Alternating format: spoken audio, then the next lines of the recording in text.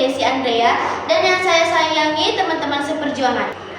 Baiklah, perkenalkan nama saya Elsa Putri, pembicara 1 dari tim Pro, dan teman saya, perkenalkan nama saya Yolanda dari pembicara 2. Perkenalkan nama saya Felisita dari pembicara 3. Dan tim Kontra.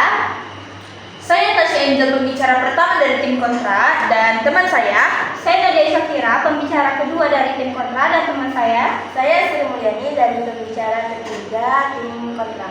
Langsung saja kita masuk ke mosi debat hari ini, yaitu tentang emosional di rumah mempengaruhi kesejahteraan anak di masa depan. Perkembangan psikologi kecerdasan emosional anak saat ini menjadi salah satu fokus utama dalam penelitian psikologi perkembangan.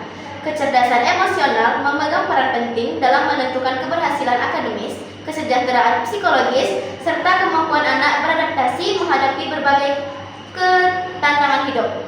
Lingkungan keluarga sebagai tempat pertama dan paling dekat bagi keturunan berdampak besar pada pertumbuhan kecerdasan emosional tersebut. Hubungan antara orang tua dan anak menjadi elemen kunci dalam membentuk dasar kecerdasan emosional anak. Interaksi yang positif, komunikasi yang terbuka, serta keterlibatan orang tua dalam kehidupan sehari-hari anak dan dapat membantu membentuk pola pikir dan perilaku yang positif. Sebaiknya, ketidakharmonisan dalam hubungan keluarga atau kurangnya dukungan emosional dapat menjadi faktor bagi risiko perkembangan kecerdasan emosional anak dipengaruhi oleh cara orang tua dalam mendidik mereka. Juga sangat berperan dalam membentuk respon emosional anak terhadap berbagai situasi.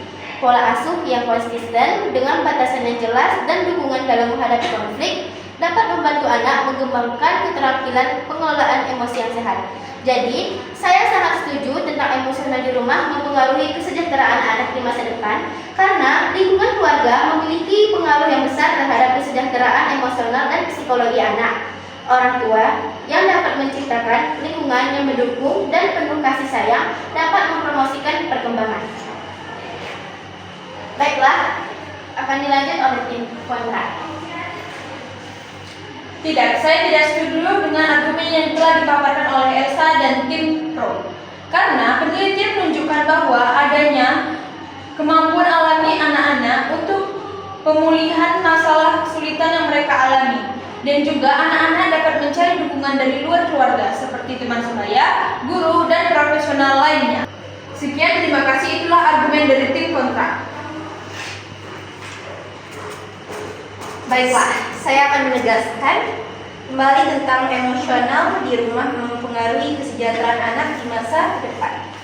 Menurut saya, pentingnya memahami dampak lingkungan keluarga terhadap kecerdasan emosional anak menjadi sangat relevan dalam konteks perkembangan anak-anak di berbagai masyarakat. Lingkungan keluarga yang positif dapat menyediakan fondasi yang kokoh bagi perkembangan kesejahteraan psikologis anak. Sebaliknya, lingkungan keluarga yang kurang mendukung dapat menciptakan melalui pengertian yang mendalam. Dengan memahami dinamika ini, penelitian diharapkan mampu memberikan wawasan berharga untuk perkembangan program pendidikan, investasi, dan dukungan bagi orang tua. Sekian yang dapat saya sampaikan. Terima kasih.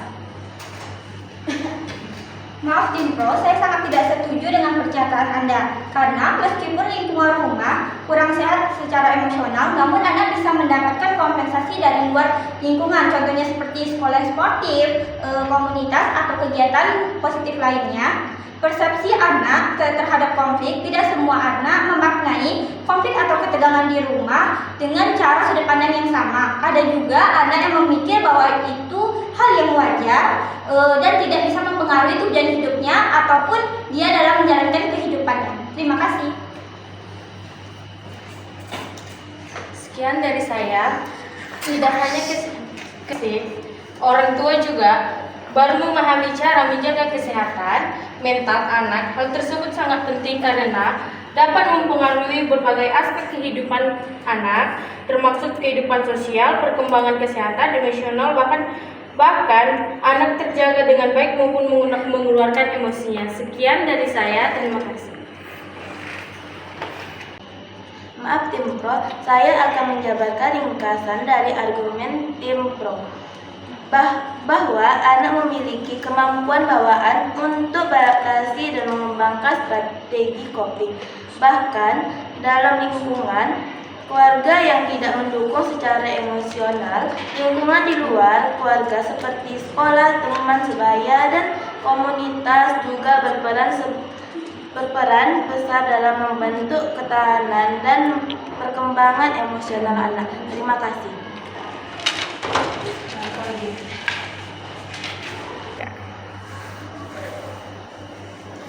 Saya memiliki pertanyaan kepada tim kontra. Bagaimana tim kontra bisa memberikan contoh di kehidupannya tentang mosi debat hari ini? Terima kasih.